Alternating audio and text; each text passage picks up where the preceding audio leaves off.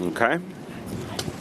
Well, good morning, everyone. This is a beautiful day to be in Coney Island, but more important, it's a wonderful day for Coney Island Houses.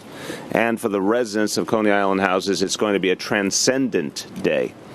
What we're announcing today is something that will literally improve the lives of residents here at Coney Island Houses for not just years, for decades to come. That's how profound an impact this new funding will have. And we know that because progress is going to be made at Coney Island Houses, it is a bellwether for more progress we'll be able to make at other public housing developments around the city that were hit hard by Sandy and that need to be resilient for the future. Today we're announcing a landmark agreement between our city's housing authority and Fema, the Federal Emergency Management Administration. The Housing Authority will receive $108 million from the federal government, not just to repair the damage done by Sandy, but to make Coney Island Houses resilient for the future. It will affect all 5 buildings, and it will affect them profoundly. And this is a model. I know everyone here at Coney Island's feeling great, but this is a model. I want to hear a little more from the folks at Coney Island Houses. Are you feeling great? But this is a model that we know will help us in at least 15 other major NYCHA developments, including Red Hook and the Rockaways and Lower East Side, all the places that were hit so hard. This victory today is going to open the door for many more to come. It's an example of what can happen when we work closely with our federal government and our federal government responds. Now, I don't want to give everyone a civics lesson. I only want to say that the federal government often responds in direct correlation to how many phone calls Senator Chuck Schumer makes to key officials of the federal government. He is known for his persistence, and that persistence is benefiting the residents of Coney Island Houses today. So I'm going to introduce him in a moment, but I have to say, Senator Schumer, we're here today because of you and because you stood up and because since the moment Sandy made landfall, you hit the phones, stayed on the phones, and made sure that our federal officials remembered their responsibilities to these residents. FEMA has done the right thing here. And I think it's also important to give credit where credit is due. FEMA has been responsive. They've been working with us every step of the way. They've stepped up. And so I really want to say thank you to everyone at FEMA because we asked them to work with us, and they did, and they're delivering. And that deserves a lot of appreciation. Also, our new HUD Secretary, Julian Castro, was quick to recognize how important it was to resolve these issues. He cares deeply about public housing. He used to be the mayor of San Antonio, has a huge amount of public housing there that he was working with constantly. So he understood how important it was to get this done, and he joined in the joint effort to get FEMA to cross the finish line here. Everyone at NYCHA deserves a lot of credit. It took a lot of work to our chair, Shola Alate, who you'll hear from later, and her entire team. Great work was done to get us to this day. And the most important thing is everyone had in mind the fact that people needed this. It wasn't just about buildings, it was about people. People who needed to know they'd be safe, people who had suffered a lot after Sandy and needed to know that there'd be a better future. I also want you to know that the whole team in our administration here in the city was devoted. I want to particularly thank Dan Zarilli, our Director of the Office of Recovery and Resiliency, and Amy Peterson, Director of the Office of Housing Recovery, played a crucial role working with FEMA and NYCHA to get us here. You're going to hear from some of our elected leaders who have been great partners in this effort as well. Our Congressman, Hakeem Jeffries, Assembly Member Alec Brooke Krasny, Mark Traeger, your council member, also Chair of the Committee on Recovery and Resiliency in the City Council, Richie Torres, the Chair of the Public Housing Committee in the Council. You'll hear from them. They've been all over this to make sure we get this done, and here we are today. Now, this is not just a matter of what happened in Sandy and how we move forward. I want to put this in perspective of the history of Coney Island Houses. This is the biggest investment in the Coney Island Houses in decades, the biggest investment of funds in Coney Island Houses in decades, $108 million. That will transform these buildings for the long haul. Out of a tragedy, a phoenix is rising, something that will make people's lives better. You're going to hear from one of these tenants, Bridget Purvis, in a moment. You're going to hear what it was like after Sandy and how we've begun to make progress, but how much more progress people deserve. You know, I remember coming through Coney Island Houses in the surrounding neighborhood after Sandy. I know Senator Schumer remembers it well, too. There were sand dunes in the streets. Yep. It's as if the beach had migrated into the streets of this neighborhood. Basements were flooded, and boilers were knocked out, and for over 3 weeks, many of the residents here didn't have electricity, didn't have power, heat. They didn't have all the basics, and they remember. And they know we can't let it happen again, and we won't. $108 million will give us new and elevated boilers. It will give us standby generators. It will give us a flood protection system. So many things that will create a better environment here. Finally, before I turn to my colleagues, I think it's very important to talk about the fact this is one of a number of things that are being done in the aftermath of Sandy to change things fundamentally. Again, so much of this comes back to Senator Schumer's relentless efforts, but let me just tell you some examples. U.S. Army Corps of Engineers has placed 600,000 cubic yards of sand on Coney Island's beach to protect for the future. It's a huge endeavor unto itself. We're working with the federal government to get money for resiliency at Coney Island Hospital. We're working on an effort to restore wetlands around Coney Island Creek. There's so many pieces that we need to do for the long haul. Just keep building on our resiliency efforts. I've said resiliency is a work that never stops. We just have to keep doing more each year, and we will. We're getting a lot of help from the federal government. What the Army Corps is doing is fantastic, and they've got a lot more capacity they're going to bring to bear here. What HUD did with the Rebuild by Design money for the Lower East Side is going to protect a huge number of public housing developments and other housing as well with a flood protection system. And the City of New York, I can't thank enough Amy Peterson and Bill Goldstein and Dan Zerilli and all the folks who are working on our resiliency efforts, on our recovery efforts.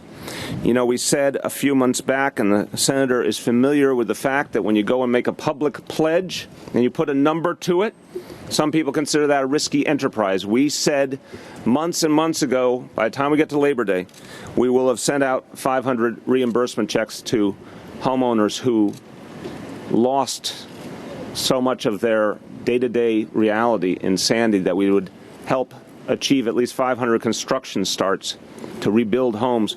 Well, here are the numbers today: 563 reimbursement checks, 545 construction starts. All of that is a sea change from where we were as recently as January, and a lot more to come. We've had the partnership we needed with HUD, with FEMA, with our senator, with our elected officials. It's making a difference, and there's a lot more to come. Before I turn to the senator, I'll say a few more words about him, but first let me just offer a few words in Spanish. Hoy anunciamos que Coney Island Houses recibirá $108 millones en fondos federales para reconstruir casas dañadas por el huracán Sandy y para prepararse contra tormentas que vengan en el futuro. Estos fondos servirán de modelo para la reparación y la protección de otros desarrollos de vivienda pública. With that, I want to say Senator Schumer loves his whole state. He loves this city. He has a special love for the district he represented, the neighborhoods he represented in the Congress when he was just starting out. He grew up nearby. He represented this area. It's personal for him in the best sense, and that is why I can tell everyone who lives at Coney Island Houses that you get a little extra attention from your U.S. Senator, and that is a very good thing, and we have a lot to thank him for. With that, our Senator, Chuck Schumer. Thanks, Mayor. Thank you so much. Well, thank you, Mayor. And it is great to be back here in Coney Island. It is, as the mayor mentioned, my happy hunting grounds. This is where I was nearby, where I was raised. My wife went to Mark Twain Junior High School right down the road. One of my favorite places in all of New York City, I commend it to you if you have a chance on the way back, is the beautiful statue by the Cyclones field of Jackie Robinson and Pee Wee Reese. When Pee Wee went over to Jackie in Cincinnati as the fans were booing him, throwing garbage on the field, put his arm around his shoulder, and they stopped. It was a wonderful moment in American history, symbolized right here by the Cyclones field. I even care so much about this area that last night, and this shows how old I am, I had a dream about someone named Marcy Feigenbaum. She was the Democratic district leader of this area 30 years ago, and I probably haven't thought of her in a very long time. I had a dream about her last night, probably because I'm coming here. So that shows you. I want to thank my colleagues in government, our great Congress member, Hakeem Jeffries, Councilman Traeger, who represents this area, Alec Brooke Krasny. They're a great team helping Coney Island, as well as Councilmember Torres, who's head of the committee that has jurisdiction. Now, we all know the hardship we had here. Residents of Coney Island can tell you the horror they lived in after Sandy.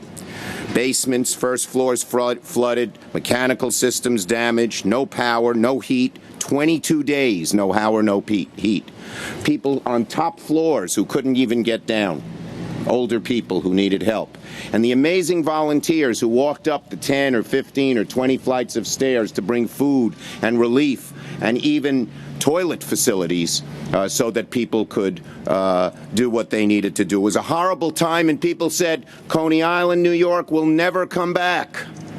Well, today is proof we're back bigger and better and stronger than ever.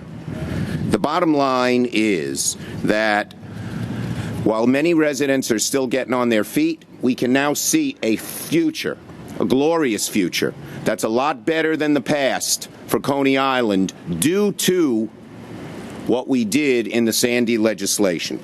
Because we not only provided enough money, which we sure did, but we provided not just money to replace, but to build back better. And that's why we're not just going to replace these boilers with new boilers, but they're going to be flood-proof, and they're going to be the most modern boilers available. That's why the electrical system will not be the same electrical system that was knocked out, but will be bigger and better and stronger than ever, both for flood resiliency, but for delivering services. That's why when we put in closed-circuit television, the purpose is, if God forbid there's a Sandy, we'll know what's going on right away, but it's going to help against crime. And that was the whole purpose of our Sandy resiliency legislation, to make things, if you're going to spend all this money, don't just do the same thing, make it better. So in a sense, you know, the scriptures always tell us that out of the greatest darkness can come a lot of light. Out of the terrible darkness and tragedy of Sandy, we've gotten an opportunity, in a sense, a federal godsend to rebuild across New York City and across Long Island better than it was before, stronger than it was before, an opportunity we might not have had if there was no Sandy. And the amount of money is amazing. It's $108 million for this development here at Coney Island. But if you extrapolate the money that we're getting for this development, the first of many, and we know we're going to get it for Rockaway and Red Hook and the Lower East Side. If you extrapolate the amount of money here, we will get more than $1 billion from FEMA to build back our public housing and build it back better and stronger than it was before. So again, out of the tragedy of Sandy comes something that is pretty darn good, because it would be very hard for New York City on its own to find $1 billion, not just to build back, but to make things better. So I want to thank everybody for being here. NYCHA and our new head of NYCHA, Ms. Olatoye, has done an incredibly good job. The people who the mayor mentioned who are in charge of making Sandy work have done a great job. And I particularly want to thank the mayor, because when he first got into office, we met early on, and I said one of the places where we've lagged at Sandy is getting money for homeowners. As of January, not a single homeowner in New York City had gotten a check, while tens of thousands on Long Island and Westchester had. We structured the federal program to make housing number one. And because of the mayor's efforts, the checks are now beginning to flow. And because of his team, they're now beginning to flow. Late, too late, but at least the money is there. And I'd say to homeowners here in the Coney Island area and everywhere else, just as there's help for public housing, there's going to be help for you to build back bigger and better and stronger than ever. So this is really a wonderful day. You can smell the salt air here at Coney Island. I ride my bike when you're allowed to ride your bike before 10 a.m. on the boardwalk right here. Good catch. Good catch. Right here. No illegality. On early Saturday mornings. And it's a beautiful place, summer, winter, fall, and spring. And I'm going to look forward as I ride my bike to watch the progress as this development is made better than it ever has been with the help of the Sandy FEMA dollars. Amen. Thank you. Thank you. Well done. Well done. Our congressman, I remember in the days after Sandy, he was all over as I was all over, and he had a challenging job. He was just going into the Congress in the aftermath of this tragedy, but he has not let his newness stop him from being incredibly vigorous in helping to get us the resources we need. Our Congressman Hakeem Jeffries. Well, let me first just thank our mayor for his tremendous leadership in this regard as it relates to Superstorm Sandy recovery generally, and particularly as it relates to the Coney Island houses and the entire neighborhood in the Coney Island Peninsula that I'm privileged to represent.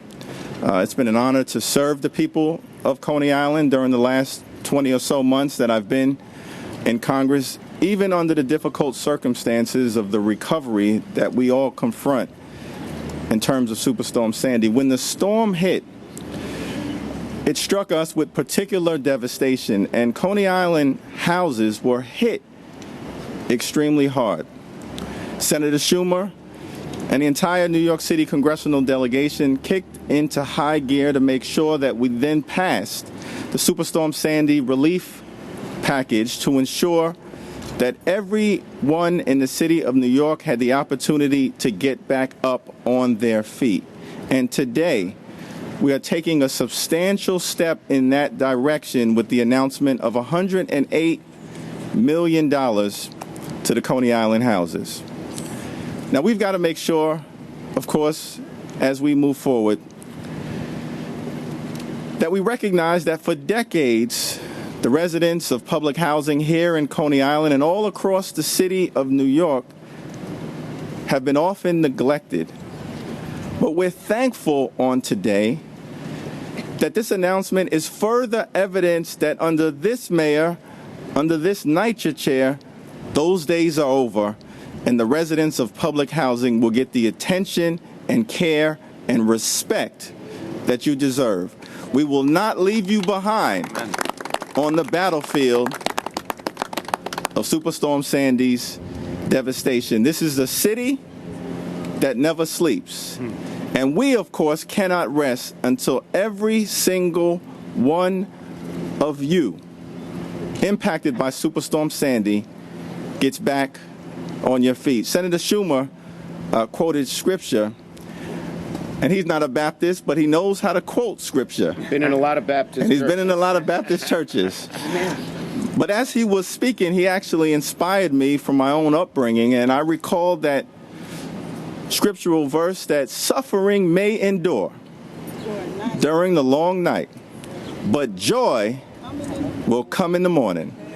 And today we're here to declare that we will not rest until joy is brought to the residents of the Coney Island houses and everyone in this city impacted by Superstorm Sandy. Thanks to the great leadership of Mayor de Blasio, Senator Schumer, and the entire delegation of elected officials and tenant resident leadership that represents you. God bless you. Thank you. You know, we also have needed a lot of help from Albany, and we've been able to turn to our Assembly member, Alec Brooke Krasny, and he has been on the ball getting this neighborhood the help it deserves. Assemblyman Alec Brooke Krasny. Thank you, Mr. Mayor. Good morning, good afternoon. Well, just about 2 years ago, we had a lot of water here on Coney Island. A lot of water that came from at different places, from the ocean, from the creek, from the sewer. And there was a lot of courage. And the community, which was known for decades, if not a century, as the community of amusements, has become a community of courage. But courage is not enough. In addition to courage, you need funding. And the more you live, the more you understand that funding is not coming right away. The help did. The help did come right away. And I want to personally thank Senator Schumer for coming to the area right after Sandy and inspired people here and inspired myself. Because frankly, it was my first opportunity to meet such a tragedy as an elected official on such a scale. I want to thank Senator Schumer for helping us to organize Fema Center on the third day after Sandy. It was so helpful to so many people. I'm also very, very grateful to then Public Advocate and Public Advocate Office for coming here on Coney Island and helping all of us. And of course, the congressman-elect at the time, Hakeem Jeffries, who was absolutely terrific and whom we were carrying the boxes of water on our shoulders. I will never forget that. Now we have a great team of new elected officials here. I'm so grateful to Mark Traeger, my new partner, my great partner. As well as I'm grateful to the elected officials who's been working with me here before, Councilman Dominic Reiki, Congressman Nadler. We now are getting help from FEMA, from Mayor's office. Of course, it's about time. And of course, it's going to become a model for other developments on Coney Island. But we're so grateful for today. We're so grateful for all the help that's coming from the federal government, from the city government. Thank you all very much for coming, and thank you, Coney Island community, for being so courageous. Thank you very much. Thank you, brother. Thank you. We have two council members who really led the way in helping us get to this day, and they have reminded all of us in City Hall constantly of our obligations to this community. First, your councilman and also chair of the committee that focuses on the aftermath of Sandy, Councilmember Mark Traeger. You're welcome, brother. Thank you. Thank you. Thank you, Mr. Mayor. Thank you, Senator Schumer, to all my colleagues here in government, and to all the residents here from Coney Island. I'm not going to quote scripture today, but I'm going to quote Vice President Joe Biden when he whispered something in President Obama's ear right after the passage of the Affordable Care Act, and he didn't realize the microphone was on. I'm not going to use the F word, but I'm going to say this is a big deal. Big deal. Cleaned it up good. Yes. I want to say that we in Coney Island have been dealing with two issues. Number one, the impact of Sandy, and we've seen that in television, newspaper, we've seen that in various coverage. But we've also been dealing with the issue of the impact of inaction for quite a long time. And that is why my first week in office has really shaped my first term in 8 months. And I will never forget when I saw residents, and I see here we have Elma Joyner from O'Dwyer, when I saw residents that had broken down boilers with no heat, no hot water, some for several days straight, I will never forget those faces. That's what prompted us, and I want to thank, she's not here today, but I want to thank the Speaker of the City Council, Melissa Mark Beverito, for creating a new committee in the Council called Recovery and Resiliency. I want to thank my colleague, Richie Torres, Chair of Public Housing. We had a historic hearing here at Cary Gardens in Coney Island, and thank the residents. Give yourselves a big round of applause for coming out in full force. This is your victory. This is your victory. And I just want to say that, as we know, Sandy was an unprecedented storm, but it's going to require, when people say, Traeger, how do we get this recovery right? It's going to require an unprecedented level of cooperation from federal, state, and local partners. Let me begin with Senator Schumer and Congressman Jeffries. Let me tell you something. I can think of no better team to send to Washington than Senator Schumer and Congressman Hakeem Jeffries. As mentioned before, to the Senator, this is personal. He's from Brooklyn. He rides his bike to Jackie Robinson statue. His office checks in with me very often to see how progress is happening here on the ground. Senator, on behalf of Coney Island, thank you, and thanks to your office as well for all your help. Congressman Hakeem Jeffries, one of the most, if not the most effective member of the House, and it is not easy to be an effective Democrat in the House these days, but he gets the job done. Someone, Alex Procrasny from the state, has been very helpful with Senator Savino to get the money flowing in. But this mayor, I just want to mention the local government piece, very important. This mayor, Mayor de Blasio, took the reins of a lifeless effort, recovery effort, last year. Lifeless. It was a lifeless effort, and he took the reins and he put together a competent team of competent, responsive officials to, number one, assess what went wrong, but number two, more importantly, get this recovery right, moving in the right direction. And I vow to continue working to be a partner to keep this model going, to help every single Sandy victim, to keep our pledge to make every impacted community whole again. Thank you, and God bless you. Thank you, brother. Thank you. Now, the chair of our Public Housing Committee in the City Council, Richie Torres. Thank you.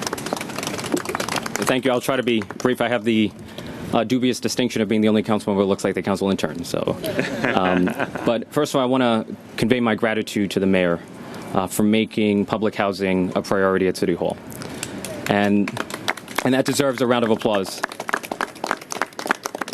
You know, the budget that the mayor was able to pass in partnership with the council, I feel, represents the most comprehensive investment in the well-being and the safety of public housing residents. And as a former public housing resident myself, as someone whose mother lives in public housing, I say it's about time that we had a mayor who cares about us. So thank you so much. Thank you, brother. I want to thank Senator Schumer, because I know this historic investment in the resiliency of our public housing stock would have been unimaginable without your efforts, and you are a tireless public servant if there ever was one. And I want to thank, I'm indebted to the Speaker for allowing Councilmember Traeger, who, and if there were ever a council member who advocated passionately for his constituents, it's Councilmember Traeger. So you're so lucky to have him as your elected official. And I want to thank the Speaker for allowing us to hold that historic hearing, the first ever public housing hearing in a public housing development. And the results speak for themselves because of Senator Schumer and our mayor. And finally, I want to thank the leadership of NYCHA, our new chair, Shola Olatoye. See, I'm mastering it. There you go. Who is the right leader for this particular moment in NYCHA's history. You are exactly the right leader. And I want to thank Cecil House. I see the EVP for Capital Projects, Ray Ribeiro, Brian Honan. I know a lot has been said about Scripture, but I truly believe that NYCHA is doing God's work, the work of providing hundreds of thousands of residents with safe, decent, and affordable housing. The work that you do is essential to the affordability of our city, and it lies at the heart of progressive governance. And I think everyone in the political class should do everything possible to support you. Thank you. Thank you. Amen. I want you to hear from two more speakers, and then we're going to take questions, first on topic, then off topic. First of all, I agree with Richie Torres' assessment. Shola Olatoye is the right leader for NYCHA, and one of the things we said from the beginning is you're going to spend a lot of time talking to our federal partners, because we're going to need them to be part of the solution, and Shola has taken that mission on. The Senator will agree that dealing with our federal officials is not always easy, but persistence is the key. And I think Shola is picking up a lot of the same habits of Senator Schumer in that persistence to get things done for our residents. I'm saying a nice thing. Okay. Persistence is good. That's today's message. Certainly in Brooklyn it is. Yes. The chair of the New York City Housing Authority, Shola Olatoye. Thank you, Mayor. And if I could just echo all of the thanks as the person who sits with you weekly to talk about the challenges as well as the opportunities that the New York City Housing Authority faces. We all truly have a mayor who not only cares about the residents of public housing, but truly wants to understand those big structural policy issues and challenges before us. So thank you. So welcome everyone to Coney Island. I've got a lot of thanks. I'm not going to go through a ton of them, but I do want to thank Senator Schumer. It is worthwhile for us to say every time we have met, he's asked, what do you need? How is Sandy going? And he has been a that tireless effort. My colleagues and partners in government, as well as the tremendous and truly courageous resident leaders of Coney Island, many of whom I've sat with, I've met, I've heard. Thank you so much for your ongoing support, leadership, and holding our feet to the fire. I have to thank our NYCHA staff, our general manager, Ray Ribeiro, Mike Rosen, the entire capital and operations team for getting us to this point today. This is a triumph that looks ahead to make sure that our city is stronger and better, a better place to live for today's families. We're using these $111 million not only to repair the 5 buildings that comprise the Coney Island development, but really and truly to serve as a model and template for the rest of the recovery of the affected NYCHA buildings post-Sandy. The best news is that we're applying this model in all of those developments. This is made possible by our collaboration with our FEMA colleagues, our HUD colleagues.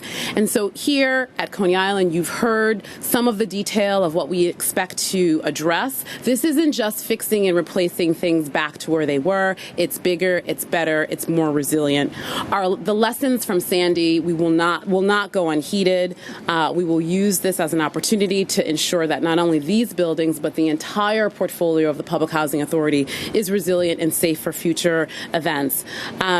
This announcement could not come at a better time, as September is National Preparedness Month. My colleagues will definitely have more to say about that. So we hope that each of you are ready, that your families are ready by making plans, by packing your go bag, and knowing your evacuation zone and plan. We thank you again for your continued support, and onward we go. Thank you. Thank you.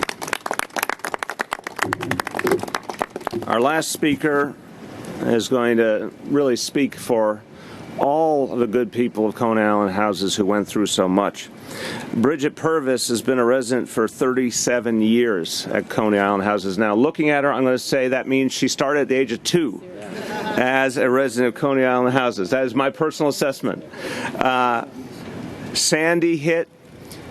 She, like so many people, thrown for a huge loop, but she had to persevere. She sent her son to stay with relatives, but she stayed through. No electricity, no gas, no heat, no hot water. So this is a personal moment for her, and I want her to speak on behalf of all the people here what this day means. Bridget Purvis.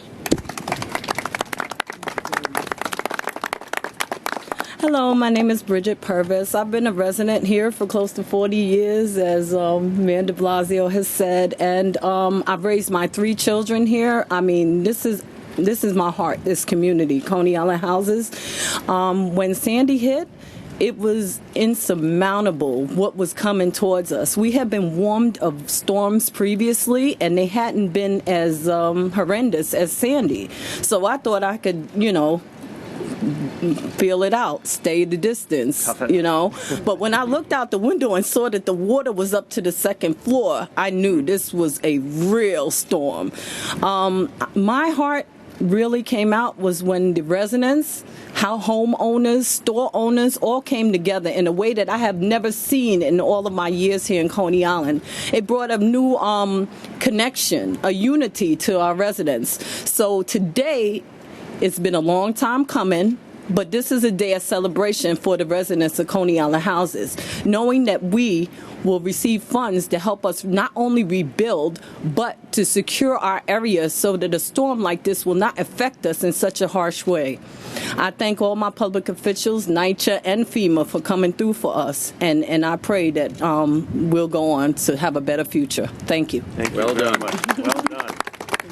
Thank you so much, Bridget. All right, we are going to take questions first on today's announcement, then we'll do other topics. On topic first, Josh. I wanted to ask you, Mayor, it's about sort of the Build It Back program, if I may. It's kind of on this topic.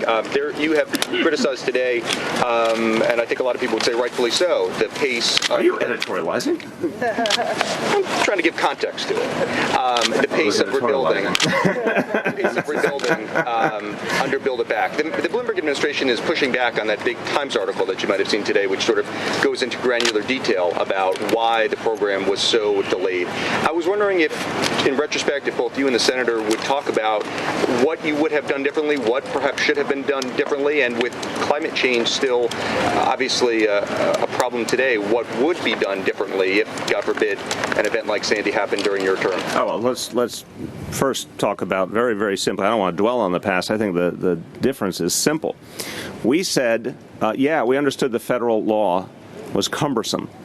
I know the senator would have loved a much more streamlined approach. He fought for it, but he has to deal with a Congress around him that's sometimes less flexible. We still got the resources thanks to Senator Schumer and all of our representatives in Washington. And what we found is we came into office, understood the limitations of that law, but recognized there were a lot of ways to cut through the red tape and get things done. It took an assertive approach. It took holding our own feet to the fire publicly. It took the right team of people. And that wasn't existent before January 1st. It's as simple as that. I have respect for everyone in the previous administration. I'm sure they were trying their best, but the formula was not a good formula. This team, and we have Amy and Dan here with us, they came in and they knew they had to produce. And one of the things they did, which really I want to give them credit for, is they went out to each neighborhood, they sat with residents, they took all the complaints because they wanted to understand how to be most effective most quickly. We then set goals. I want to remind you, when we set the goals, the 500 and 500 months ago at the beginning of the summer, a lot of people said that sounded like a very tall mountain to climb. It was. But because we publicly set the goals, they moved heaven and earth. We're going to be setting new goals soon because we want to do even better. So I'm very content that we learned the lessons of the past and we have changed the approach profoundly, and it will only continue to get stronger. As to future preparations, the resources today are going to have a huge impact. We're going to see a lot more, as Senator Schumer said, helping other developments. There's a lot of other money coming in, as we've talked about in previous events, that are going to help with resiliency. But one of the other things is what Shola Olataye said about a different attitude towards resiliency. We're going to teach people how to be prepared. And God forbid the day come when we have to evacuate. We've done these drills. A number of you were at OEM a few weeks back when we did a coastal storm drill. If we say evacuate, we're going to mean it. We're going to be out here in force. I'm going to send the message very clearly, and we're going to get it done. And I think the lesson of Sandy is that we have to be much clearer and stronger in our messages and in our ability to reach the grassroots to protect people. You're going to see that change as well. Yeah, I would just say this. When we drafted our federal law, there had to be a balance. On the one hand, you didn't want money to be misspent, but on the other hand, you wanted to get it done very quickly. And you can wait and wait. You say, we're not going to give any money till the insurance companies totally settle in terms of private insurance with homeowners. But it takes too long, and the homeowners can't wait. And so I think what the mayor has done is change the balance some so that getting the money in the hands of homeowners is done more quickly, and you don't have to go through 38 different steps before a dollar is sent out. On Long Island, we drafted the law to allow flexibility. On Long Island, 80% of all the homeowners have been taken care of. So it shows you that it was the federal law. Now, I'd say this. Every executive makes choices. The previous mayor, Mayor Bloomberg, did a great job on resiliency. The subways, our harbors, the sands on the beaches, etc. That was his first choice. When Mayor de Blasio came in, we talked early on and said we've got to do more in housing, and he's done it, and now I think the money's going to start flowing to the homeowners. Thank you. On topic, yeah? Can you just explain the mechanics of when the money was authorized, where it came from? The $108 million? Yeah, and you said that this would be a model for 15 other similarly vulnerable developments. Is that money in place? No, the process is going on one by one. Coney Island was the first applied for through FEMA. It was a successful process. There was a great partnership with FEMA, and it's clear now what FEMA is looking for to be able to authorize those funds. Now we're going to take the exact same model and apply it to at least 15 other developments. So it'll be a rolling situation. It'll move the future developments will get money more quickly. The first one's always the hardest. What is resiliency? How far can you push resiliency to do new things? Now that we've set a model, it'll work. And as I said, I think, within the next short while, within a year, you're going to see up to more than $1 billion flow to NYCHA programs in all our various developments. Because the model was set here. The first one takes the longest time. The others will flow more quickly. Authorized to FEMA. This was part of the $60 billion Sandy package that came about due to the hard work of the delegation and those of us in the Senate. And the money continues to flow. You can't just give any entity, here's a big check, do whatever you want with it. There are rules. And there's a push and pull on how to make the rules. We're pushing further and further in terms of resiliency, which allows us to build back better. Senator, given that this is part of the $60 billion package, that's the huge number. You guys have described $108 million as a huge number. But in reality, given the number of people who live in NYCHA projects and the damage, is that really that big a number? Well, it's a big number for NYCHA. If you ask NYCHA where they can just sort of get $108 billion, not from the city and state, they'd be hard-pressed to find out. $108 million. But I would say this, tens of billions have already been spent. Whether it's on rebuilding our subways, whether it's on money to homeowners, whether it's on reimbursing localities for the basic cost of cleaning up, tens of billions have already gone out. The hardest thing to do is on these large development projects where you have so much resiliency to get those through. Okay, media questions. We're taking media questions on topic. Mr. Mayor, you briefly talked about what happened here after Sandy and these improvements and building it back better. After these improvements are made, what would these places look like if another storm like Sandy? Say a storm very similar to Sandy hit. I asked this very same question earlier today of a lot of the people who worked on this. First of all, the floodwaters would not have gotten as close because there's going to be barriers in place. Second, the generators would have been put higher in the building so they would not have been affected by any flooding that occurred. There'd be backup generators as well if any were knocked out. A whole host of things that fundamentally change the ability of this development to withstand another Sandy. So it's going to be really profoundly different. On topic, one more on topic. Yes, sir.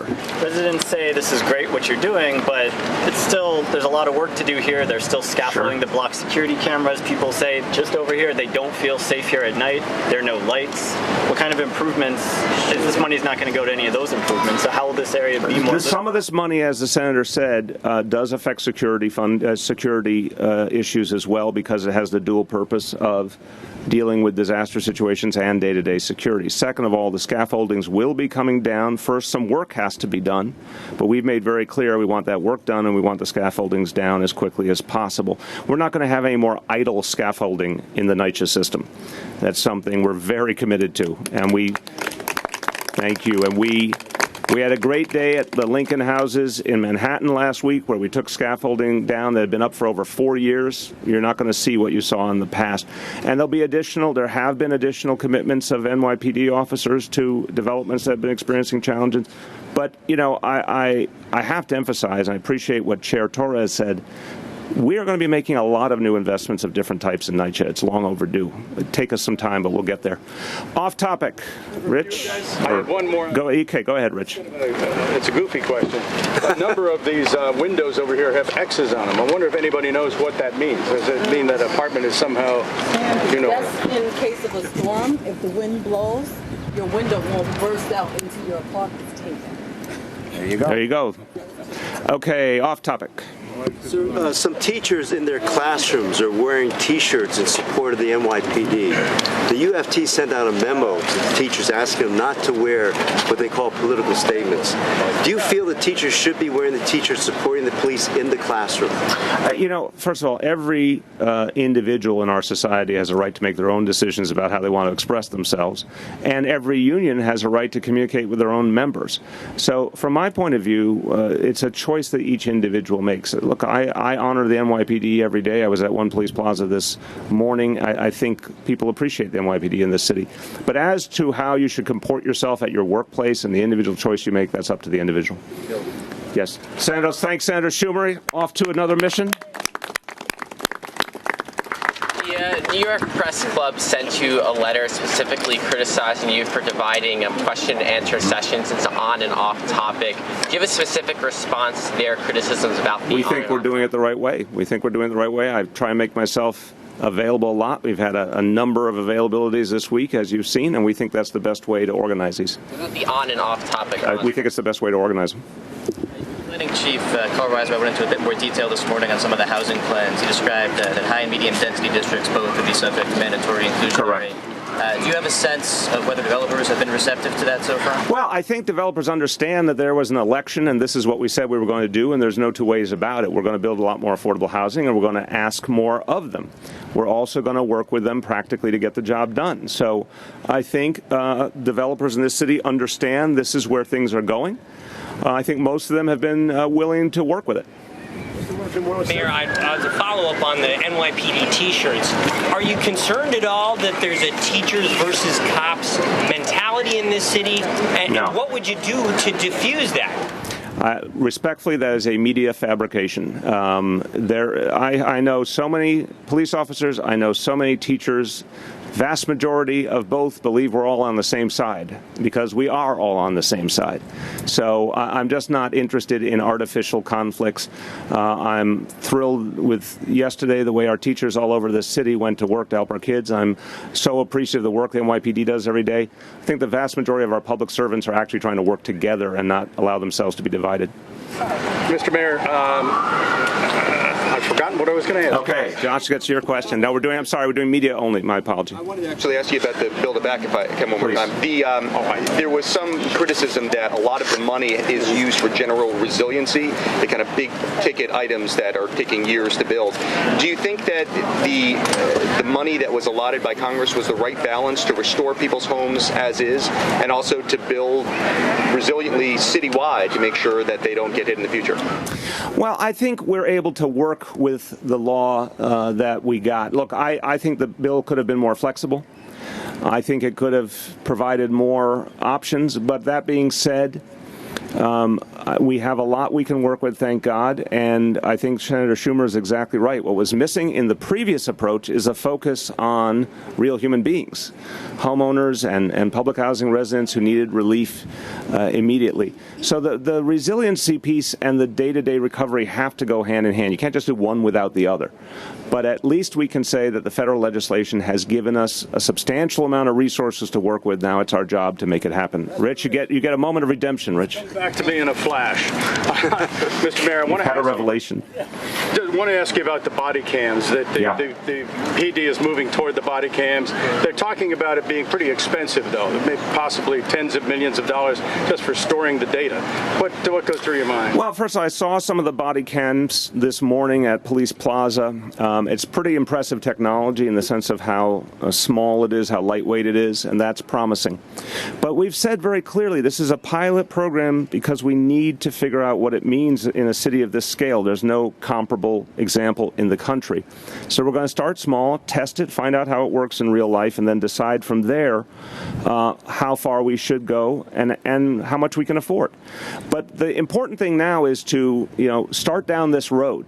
We agreed to it with the settlement of the Floyd case, the stop and frisk case, and we agreed to it with a whole heart because we think it's something we need to know more about, and it might be something that actually fundamentally improves the relationship between police and community and our ability to figure out what happened in a particular incident, and it also might improve our ability in terms of prosecution because we'll have an additional record of things that happened.